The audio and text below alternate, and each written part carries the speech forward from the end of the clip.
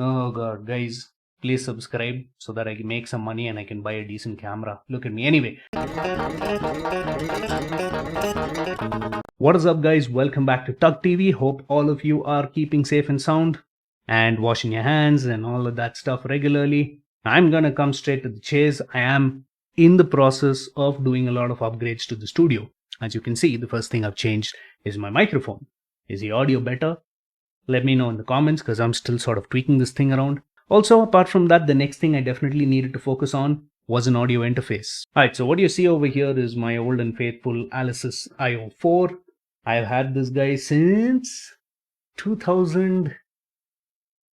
Long time. 4-input device. I had bought this at a time when we were a band and we were 4 of us. So when we were recording our instruments or, playing them together or just jamming, it kind of made sense at the time to have 4 inputs. And apart from this, it also had a MIDI input, which was very, very handy because we had an electronic drum kit for quite some time and we were able to connect that through MIDI and get some pretty good, work done out of it. At the time, I paid about 12,000 rupees for it. A great piece of instrument. It's got, your typical 1/4-inch jack inputs. It's got XLR inputs. As you can see over here, gain controls, MIDI, all the necessary ports, headphone jack. And apart from that, it also had phantom power. This was essentially a 16-bit, interface, and it had the option to use it as a 24-bit. It's got a little switch over here, which if I change, I can use it as a 24-bit. But when I make it 24-bit, I could only use the first 2 channels. So either ways, it was getting a little old, and I thought it was time for an upgrade. And this is what I have. Drum roll. Alright guys, so this is my new interface, Behringer UMC404HD. I have recommended a lot of Behringers to plenty of you guys, a couple of them on Instagram, a few on the channel as well. I think they make some pretty damn good hardware. This is proof of pudding. I mean, I am sort of practicing what I preach. Some of you have bought the UCG102, which I've recommended, which is sort of a single input, very simple device. I did a review on that knockoff of that. You can check it out. It's linked in the description. You also have the UM22, which is a simple, single input device, but it also has gain control as compared to the UCG. I kind of had to choose between this, which is a 404HD, and then there was also the UMC202HD. What is the difference between the 202s and the UMC22 series? These guys also have MIDI input. Also, the price difference between the 204, it's a 204, not the 202. The 204 and this, it was quite negligible. So I thought, why the hell not? I might as well just have 4 ports. For a lot of you, 2 ports might be enough. And if you are sort of looking for an interface with 2 ports, if that gets the job done, you could consider the younger brother of this, which is the UMC404HD. Hopefully camera will focus. All right, so trying to show you what some of the ports are over here, and please focus. There we go. So you got the 4 inputs. You've got, a little selector here if you want to go for line and instrument. In case you want to go for a pad option, which is sort of an attrition in case you're using this with, very, very loud instruments, a drum kit, for example. You also have the gain controls, depending on what you need. And I'm having a very tough time focusing here. In case you're wondering why I keep looking here, is because I am using the OBS suite. So this is recording off my mobile phone, which is, what I'm down to, saving money for the camera. I've told this in the past. And I'm looking at what's happening over here. So yeah, okay. Anyway, your choice of the monitors, you can go stereo, mono, the mains out, which you can choose from, headphone jack, up here. Oh my God. Up here, this is what you can choose, between the direct input or the USB mix. So in case you've got like VXTs and all of that running, you can turn it up all the way so you can hear exactly what's happening from the computer. These are all the inputs. I don't even know why I'm doing all this. I'm sure there's enough videos on YouTube and plenty of photos. I'm just going to link that in the description. If you're looking for more details, go through that. Alright, now one more thing that Behringer boasts of is it's got what is called, and I don't know if I'm pronouncing it right, it's called a mid-ass preamp or a mid-ass preamp. I don't know, whatever it is. But this is something that Behringer happened to acquire over time. If you're looking for nice, rich, organic and warm tones, that is what it provides. What you're going to have to keep in mind is most of that magic is going to happen through the XLR. So if you're looking at these ports, these are combination ports. You have the regular 1/4-inch jack that you can put in here in case you got guitars and all of that.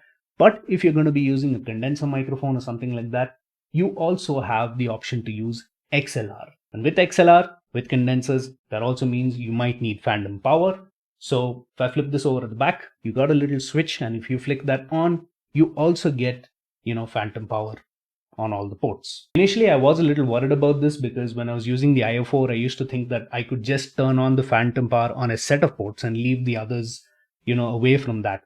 Because, if you're using phantom power, there is a possibility, a very small possibility, but a possibility nonetheless that you might damage your instrument. However, if we look at the way these ports are designed, these are combination ports. So you're either going to be using the quarter-inch jack format, or you're going to be using the XLR format. We all know that phantom power is provided in the X or the XLR, which is, left, right, and power. So most of the time, even if the phantom power is flowing through all of this, you don't have to worry. You could have an XLR, on one of the, inputs over here, and you can have a guitar jack, and you don't have to be worried about, your instrument getting packed up and all of that. I am going to sort of demo this because I've done this in the past and I've seen it's working fine. One thing I have to highlight, which I think could have been better, is if you look at this, you can see that, the inputs have these lights that kind of flare up. As opposed to this, the signal is just sort of two buttons. What am I saying? Two lights. You have a green light, which shows that it's getting decent enough signal. And if you're getting too much, there's a clip. I kind of preferred that in the IO4 because it sort of had this whole natural thing going on where you had green lights to input that you're getting signal, amber to input that, okay, getting closer to clip, and obviously red because you're an idiot and you clipped. That's not there in this. Having said that, it's not that big of a deal breaker. As long as you're in the greens and you're getting good signal, carry on recording. All right, then everything's hooked up. Time to do some sort of testing and see what this baby can actually deliver. What you're seeing over here is the UMC404HD on a relatively dirty table. My apologies for that. I'm in the middle of trying to do some upgrades, but it's taking some time because it's expensive. So do bear with me. And my guitar is connected to a wireless, and as you can see over here, POS WL20. Nice little wireless. Did a review on it a while back. You can check it out if you haven't. Also, the reason I'm using a wireless is because I have got a weird OCD about cables. I just have like a bunch of cables connected right now, and it's really freaking me out. So what I'm going to be doing is turning this fellow all the way down, and we're going to see what it sounds like. So I've got Reaper all the way hooked up, and we're going to try at 0 and move it up and see what happens. So yep, signal's on. See what we get out of this guitar.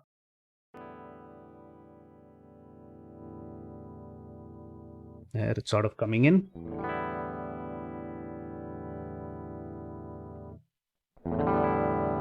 Now, as you can see at about 12 o'clock, you're kind of getting a little bit of signal. Keep in mind that this isn't the hottest set of pickups. If I were using my Jackson or my ESPs, this thing would have probably lighted up at like 9 o'clock.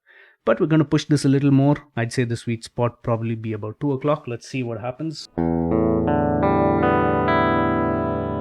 Yeah, there you can see it. So sweet spot. I think if I turn this up, maybe even like 3-4 o'clock, definitely going to clip. As you can see, it starts clipping. So for this particular guitar, I think 2 o'clock is the sweet spot. Next, what we're going to do is just going to have a piece recording. I'll start off at like about 0, then at maybe 12 o'clock and 2 o'clock, and let's see.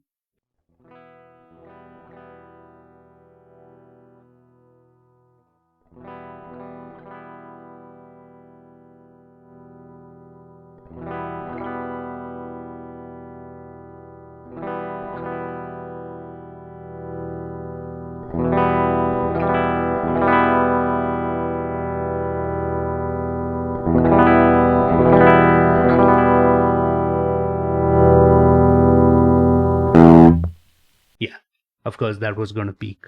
But of course, as I'd mentioned earlier, if we're talking about seeing what the mid-ass preamp can actually do, we're going to have to test it on something which connects via XLR, in which case, a microphone. So as you can see now, I've got it connected to XLR, and I've also got the phantom power on. That's a little red that you can see. I don't know if you can see it on the camera, but as you can see, plus 48 volts at the bottom, phantom power is on. And this is the microphone that's connected over XLR. The phantom power is only flowing through the XLR input, which means I can still have my guitar connected and there's no problem at all. So, I will turn on the guitar, and if I have to play that guy, No problems at all. This isn't interfering, with my guitar. We're going to see what XLR is like. So I've got my old and faithful newer NW1500 microphone. I'm going to keep this at this, sort of position, a little far, a little close. Let's see what happens. All right then, guys, this is my voice through the Midas preamp. And in fact, as you can see, there's nothing on, on the preamp. I mean, this is the channel that you're going to have to be focusing on. And if I turn this up, what happens? Checking, still no signal. And as you can see, around about 11 o'clock, you're seeing the signal is starting to sort of get in there. I can also hear myself on the monitors now. Up until this point I couldn't. If I have to move this microphone any closer, I'm pretty sure it would, oh there you go, sort of starts clipping. But then again, you wouldn't keep the microphone that close to you. So this is what it sounds like. So if I have to do some recording, this is the signal that it's picking up. Pretty decent signal, considering that this mic isn't very, very far away. If I have to move back, and then if I have to increase this, you might hear a little bit of sort of reverb and all. I don't have proper soundproofing in the room at the moment, so you can hear that it's echoing. It's also interfering with my monitors, so gonna have to keep that down so that I don't get any feedback. If I move closer, you can see even at around about 12 o'clock, if you do choose to keep the microphone close to you, no problem at all. You're getting a nice sort of meaty input. But for the most part, even if it is further away, I don't see it's a problem at all. At 12 o'clock, I'm still getting a very, very decent input. Alright folks, and with that I come to the end of this video. In case you're wondering how much these cost and the other sort of variants of this cost, I've linked them in the description. This thing is in and around the figure of 15,000 rupees Indian. That's what I paid for it on Amazon. The 204HD is a little bit cheaper if you want to consider it, and then the rest of them. But yeah, this is my new audio interface. This is what I'm going to be doing all my recording on. So what do you think about it? Would you buy a Behringer, or is there something else you'd probably consider? Do you have questions on the audio interface or specifics that you want me to get into? I didn't really get into a lot of specifics in this video, but if there's something you want to know specifically, I'm happy to make one. So yeah, any thoughts on the 404HD? Let me know in the comments below. Give this video a thumbs up if you like what you see. Subscribe to our channel, and I will see you in the next one. Until then, this is TUGGtv signing off. Stay metal, guys.